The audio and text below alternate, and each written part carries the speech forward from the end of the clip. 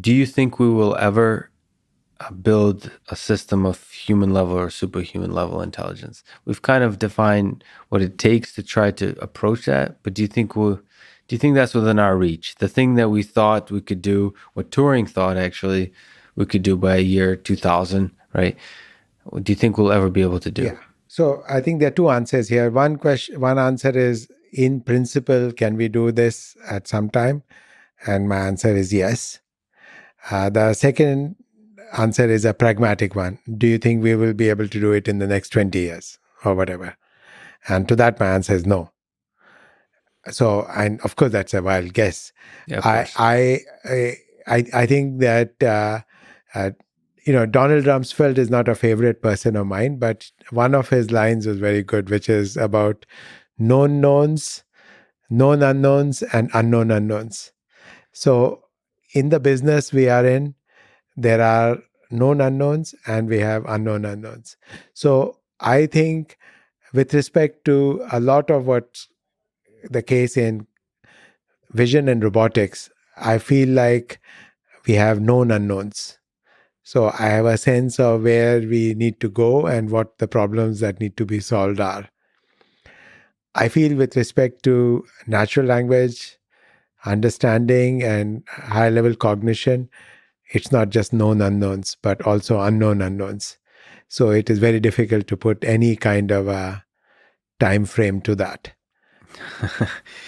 Do you think some of the unknown unknowns might be positive in that they'll surprise us and make the job much easier? So fundamental Yeah. breakthroughs. I think that is possible because certainly I have been very positively surprised by how effective these deep learning systems have been, because I certainly would not have believed that in 2010. Uh, I think uh, what we knew from the mathematical theory was that convex optimization works when there's a single global optima, then these gradient descent techniques would work. Now, these are nonlinear systems with non-convex systems Huge number of variables, so over and parameterized. Yeah. over-parameterized. And the people who used to play with them a lot, the ones who are totally immersed in the lore and the black magic, they knew that they worked well, even though they were. Really? I thought like everybody would. No, the claim that I hear from my friends like Jan LeCun and so forth Oh, is now, yeah. that they feel that they were comfortable with them. Well, he says But that the now. community as Yeah. a whole was certainly not. And I think to me, that was the surprise that they actually worked robustly for a wide range of problems from a wide range of initializations and so on. And so that was certainly more rapid progress than we expected. But then there are certainly lots of times, in fact, most of the history of AI is when we have made less progress at a slower rate than we expected. So we just keep going. I think what I regard as really unwarranted are these fears of AGI in 10 years and 20 years and that kind of stuff, because that's based on completely unrealistic models of how rapidly we will make progress in this field. So I agree with you, but I've also gotten a chance to interact with very smart people who really worry about the existential threats of AI. And I, as an open-minded person, am sort of taking it in. Do you think if AI systems, in some way, the unknown unknowns, not super intelligent AI, but in ways we don't quite understand the nature of super intelligence, will have a detrimental effect on society? Do you think this is something we should be worried about, or we need to first allow the unknown unknowns to become known unknowns? I think we need to be worried about AI today. I think that it is not just a worry we need to have when we get that AGI. I think that AI is being used in many systems today. And there might be settings, for example, when it causes biases or decisions which could be harmful. I mean, decisions which could be unfair to some people, or it could be a self-driving cars which kills a pedestrian.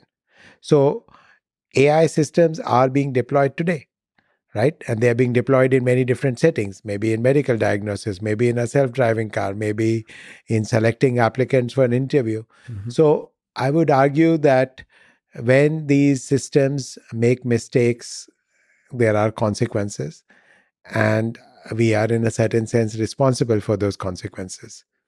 So I would argue that this is a continuous effort. Hmm.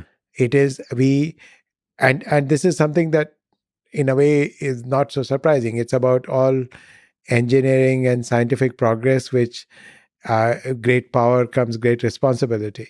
So as these systems are deployed, we have to worry about them, and it's a continuous problem.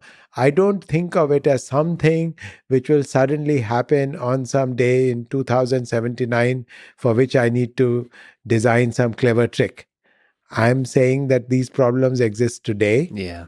and we need to be continuously on the lookout for worrying about safety, biases, risks, right? I mean, if a self-driving car kills a pedestrian, and they have, Mm-hmm. right? I mean, this Uber Yep. incident in Arizona, Yep. right? It has happened, right? This is not about AGI. In fact, it's about a very dumb intelligence, which is still Well, killing people. the worry people have with AGI is the scale, and but I think you're 100% right. Is like the thing that worries me about AI today, and it's happening in a huge scale, is recommender systems, recommendation systems. So if you look at Twitter, or Facebook, or YouTube, they're controlling the ideas that we have access to, the news, and so on. And that's a fundamentally a machine learning algorithm behind each of these recommendations. And I mean, my life would not be the same without these sources of information. I'm a totally new human being. And the ideas that I know are very much because of the internet, because of the algorithms that recommend those ideas. And so as they get smarter and smarter, I mean, that is the AGI. Yeah. That's the algorithm that's recommending the next YouTube video you should watch has control of millions of billions of people. That algorithm is already super intelligent and has complete control of the population. Not a complete, but very strong control. For now, we can turn off YouTube. We can just go have a normal life outside of that. But the more and more that gets into our life, it's that algorithm. We start depending on it in the different companies that are working on the algorithm. So I think you're right. It's already there. And YouTube in particular is using computer vision, doing their hardest to try to understand the content of videos so they could be able to connect videos with the people who would benefit from those videos the most. And so that development could go in a bunch of different directions, some of which might be harmful. So yeah, you're right. The threats of AI are here already. We should be thinking about them.